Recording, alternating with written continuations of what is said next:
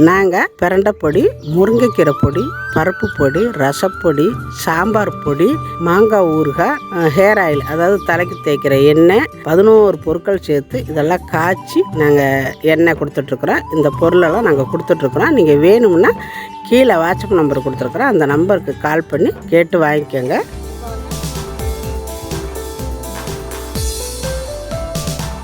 Hi, எல்லாருக்கும் வணக்கம். இன்றைக்கி நம்ம வீடியோவில் என்ன பார்க்க போகிறோம்னா, அதாவது உருளைக்கிழங்கு காளான் ரெண்டையும் வச்சு ஒரு சூப்பரான ஒரு கிரேவி தான் செய்ய போகிறோம். இந்த கிரேவி வந்து நம்ம சப்பாத்தி, பூரி, புரோட்டா, தோசை, இட்லி, சாப்பாடு எல்லாத்துக்குமே இது வந்து காம்பினேஷனாக ரொம்ப நல்லாயிருக்கும். எதுக்கு வேணாலும் நம்ம தொட்டு சாப்பிட்டுக்கலாம். இதை வந்து 2 நாளைக்கு வச்சு கூட நம்ம சாப்பிடலாம், அவ்வளோ நல்லாயிருக்கும். அதை வந்து ரொம்ப ஈஸியாக குயிக்காக எப்படி செய்கிறது அப்படிங்கிறத பார்க்க போகிறோம். அதுக்கு உருளைக்கிழங்கு வேக வச்சு தோலை எடுத்துட்டு வச்சுருக்கிறேன். காளான் ஒரு பாக்கெட் வாங்கி இந்த மாதிரி நல்லா லேஸாக வெட்டி வச்சுருக்கிறேன். இந்த மாதிரி வெட்டி வச்சுருக்கிறேன். எல்லாமே ஒரு 3 பெரிய வெங்காயம் கட் பண்ணி வச்சுருக்கிறேன். ஒரு 4 தக்காளி கட் பண்ணி வச்சுருக்கிறேன். இதை எப்படி அரைக்கிறது அப்படிங்கிறது பார்த்துடலாம். பெரிய வெங்காயத்தை கட் பண்ணதை இதில் சேர்த்துக்கலாம். இந்த அளவு இஞ்சி எடுத்துருக்கிறேன். கொஞ்சம் போல் பூண்டு. இது எல்லாத்தையும் சேர்த்து நல்லா நைஸாக அரைக்கணும். நான் அரைச்சிக்கிட்டு வந்துடுறேன். இப்போ நம்ம அரைச்சி எடுத்துகிட்டு வந்துட்டோம். இது வந்து செட்டிநாட்டு ஸ்பெஷல்னு கூட சொல்லலாம். காளான் கிரேவி, உருளைக்கிழங்கு காளான் சேர்த்து ரொம்ப நல்லா இருக்கும். இது வந்து கல்யாண வீட்டிலலாம் கூட சிம்பிளாக அப்படியே செஞ்சு வைப்பாங்க. ரொம்ப நல்லா இருக்கும் சாப்பிட்றக்கு இலையில் வைக்கும் பொழுது. இப்போ இது இருக்கட்டும் ஒரு வாரமாக. இப்போ நம்ம அடுப்பை வச்சுட்டு பாத்திரம் அடுப்பில் வச்சுருக்கிறேன். இதில் நம்ம வெட்டி வச்சுருக்கிற இந்த காளானை இதில் சேர்த்துக்கலாம். எண்ணெய் எதுவும் வேண்டாம், சும்மா அப்படியே சேர்த்து இதை வந்து நல்லா வதக்கி எடுத்துக்கணும். இந்த மாதிரி நீங்கள் வதக்கி விட்டு வச்சு பாருங்கள், நல்லா கறி மாதிரி இருக்கும், சாப்பிட்றதுக்கு ரொம்ப நல்லாயிருக்கும். நம்ம நேரடியாக வந்து அந்த மசாலையில் போகிறத விட இந்த மாதிரி நம்ம செய்யும் பொழுது ரொம்ப நல்லாயிருக்கும், டேஸ்ட்டாக கறி மாதிரி இருக்கும். இதை வந்து நல்லா இந்த மாதிரி எண்ணெய் தண்ணி எதுவுமே வேண்டாம். இதை இந்த மாதிரி நல்லா கிண்டி விட்டுக்கோங்க. இதுக்கு தேவையான அளவு உப்பு மட்டும் போட்டுக்கோங்க. வதங்குறதுக்கு போட்டுட்டு இதை நல்லா வதக்கி விட்டுக்கோங்க. உடஞ்சி போயிடாமல் மெதுவாக கிண்டுங்க. நம்ம வந்து ஏற்கனவே உருளைக்கிழங்கு வேக வச்சு தோலை உரிச்சு வச்சுருக்கிறோம். இதையும் இதே மாதிரி வதக்கிட்டோம்னா ரொம்ப ஈஸியாக நம்ம வந்து மசாலா மட்டும் இனிமேல் வதக்கினா போதும். இதை தூக்கி கொட்டினதும் ஒரு கொதி வந்தோடனே இறக்கிக்கலாம். அவ்வளோ நல்லாயிருக்கும். இதில் வந்து நம்ம கிண்ட இதில் இருக்கிற தண்ணியெல்லாம் கசியும். அதுவே இது வந்து சுருண்டு வந்துடும். பாருங்கள், அதுவாக வெந்து இப்படி தண்ணி பாருங்கள் வருங்க. அடுப்பை வந்து ஃபஸ்ட்டில் வந்து ஒரு 2 கிண்டுக்கு கொஞ்சம் ஸ்பீடாக இருக்கட்டும். அதுக்கப்புறம் குறைச்சி வச்சுருங்க. இந்த மாதிரி பாருங்கள் தண்ணி எப்படி வருது பாருங்கள். வேக அதில் இருக்கிற தண்ணியெல்லாம் நல்லா வேர்த்து கசிஞ்சு வெளியில் வரும். அப்போ அது வந்து நல்லா சுருண்டுரும். அப்போ தான் நம்மளுக்கு வந்து மட்டன் மாதிரி இருக்கும், நல்லாயிருக்கும் சாப்பிட்றதுக்கு. வித்தியாசமாக இந்த மாதிரி நீங்கள் ஒரு முறை செஞ்சு பாருங்கள். நல்லா இந்த தண்ணியெல்லாம் கசிஞ்சு வந்து மறுபடியும் இந்த தண்ணியெல்லாம் வற்றணும். அந்த இப்போ அடுப்பை ஸ்பீடாக வச்சுக்கலாம். இப்போ பாருங்கள் தண்ணி பூரா நல்லா வற்றிடுச்சு. அவ்வளோதான். இந்த மாதிரி நல்லா தண்ணி வற்றிடணும். அப்போ தான் அந்த இது வந்து சாப்பிடும்போது நல்லாயிருக்கும். அவ்வளோதான். இப்போ இதை வந்து ஒரு பாத்திரத்துக்கு மாற்றிக்கலாம். பாருங்கள் எவ்வளோ இருந்துச்சு, வதங்கினோடனே எப்படி இருக்குன்னு பாருங்கள். இந்த மாதிரி நல்லா வரப்பாக வதக்கி எடுத்துக்கணும். நம்ம கிரேவி செய்கிறதுக்கு இப்போ வேணுங்கிற அளவு அதே பாத்திரத்தில் கொஞ்சம் எண்ணெய் விட்டுக்கலாம். எண்ணெய் காஞ்சது ஒரே ஒரு பட்டை போட்டுக்கோங்க, ஒரு பிரிஞ்சி இலை, கொஞ்சம் போல் சோம்பு. இப்போ இது நல்லா செவந்ததும் இஞ்சி பூண்டு பெரிய வெங்காயம் அரைச்சி வச்சுருக்குறோம். இப்போ இதை சேர்த்துக்கலாம். சேர்க்கும் பொழுது கையை தள்ளி வச்சுக்கோங்க, ஏன்னா தெரிக்கும். இப்போ பாருங்கள் நல்லா வதங்கிருச்சு வெங்காயம். இந்த மாதிரி நல்லா சுருளை வதங்கிறோன்னா அப்போ தான் அந்த கிரேவி நல்லா டேஸ்ட்டாக இருக்கும். இல்லாட்டி பச்சை வாசம் அடிக்கும். அந்த இஞ்சி பூண்டு வெங்காயமெல்லாம் சேர்ந்து பச்சை வாசம் அடிக்கும். அதனால் இது மாதிரி சுருளை கிண்டிக்கோங்க. நம்ம வெங்காயம் வதங்கினா எப்படி நல்லா பொன்னரமாக வதக்குவோமோ அந்த மாதிரி இதையும் நல்லா வதக்கிறோம். வெட்டி வச்ச தக்காளியை சேர்த்துக்கலாம். இந்த தக்காளி வதங்குறதுக்கு கொஞ்சம் போல் உப்பு போட்டுக்கோங்க. நம்ம ஏற்கனவே காளானில் உப்பு போட்டு வதக்கிருக்கிறோம், பார்த்து போட்டுக்கோங்க. போடுறப்பெல்லாம் உப்பு போடுறப்ப பார்த்து போட்டுக்கோங்க. இதில் கொஞ்சம் போல் மஞ்சத்தூள். தக்காளி வந்து நல்லா வதங்கட்டும். ஒரு மிக்சி ஜார் எடுத்து வச்சுக்கோங்க.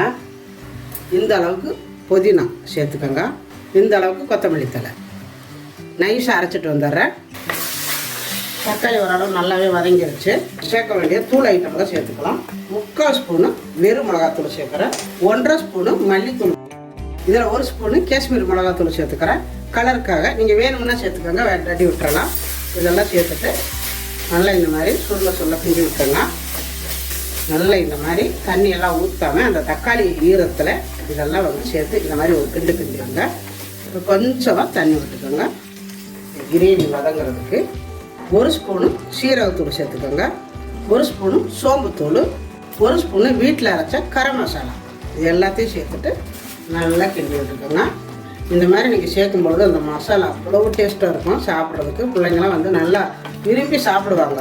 எதை கொடுத்தாலும் சரி, பூரி, சப்பாத்தி, புரோட்டா, சாதமாக இருந்தாலும் சரி, நீங்கள் இந்த மாதிரி செஞ்சு கொடுத்து பாருங்களேன். இத்தனை ஐட்டம் போட்டு நம்ம செய்யப்படுது அவ்வளோ டேஸ்ட்டாக இருக்கும். ஆனால் காரம் மட்டும் கொஞ்சம் கம்மியாக போட்டுக்கோங்க. காரம் வந்து நான் 3/4 ஸ்பூன் தான் போட்டிருக்கிறேன். சின்ன ஸ்பூனால் 3/4 ஸ்பூன் போட்டுருக்கிறேன். அந்த மாதிரி சேர்த்துக்கோங்க. நல்லா இந்த மாதிரி எண்ணெய் பிரிஞ்சு வேகணும். இப்போ இந்த டயத்தில் புதினா, கொத்தமல்லி, விழுது அரைச்சி வச்சுருக்கிறேன். இப்போ இதை சேர்த்துக்கலாம். மறுபடியும் நல்லா கொதிக்க விடணும். இந்த எண்ணெய் பிரிஞ்சு வர அளவுக்கு கொஞ்சம் கொதிக்கணும். தெரிக்கும், பார்த்துக்கோங்க. மூடி வச்சுக்கோங்க. நல்லா மூடி வச்சு இந்த மாதிரி கிண்டி விட்டுக்கோங்க, இல்லாட்டி தெரிக்கும். இதுக்கு தேவையான அளவு கொஞ்சம் கூட தண்ணி விட்டுக்கோங்க. மிச்சம் எல்லாம் கழுவி இதில் விட்டுக்கோங்க. ரொம்ப தண்ணி ஊற்றிடாதீங்க. கொஞ்சமாக தான் நான் விட்டுருக்குறேன். இந்த அளவுக்கு போதும். இந்த அளவு நீங்கள் தண்ணி விட்டாலே போதும். இதுக்கு மேலே தண்ணி தேவையில்லை. நல்லா அந்த கிரேவி கொதி வரட்டும். மூடி வச்சுருவோம்.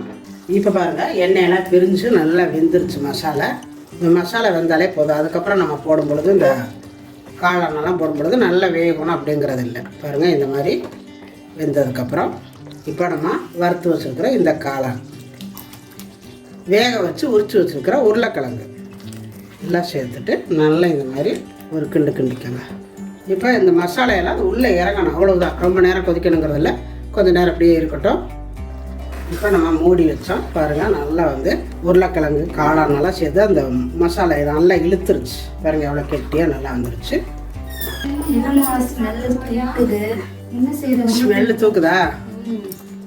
காளான் உருளைக்கிழங்கு கிரேவி.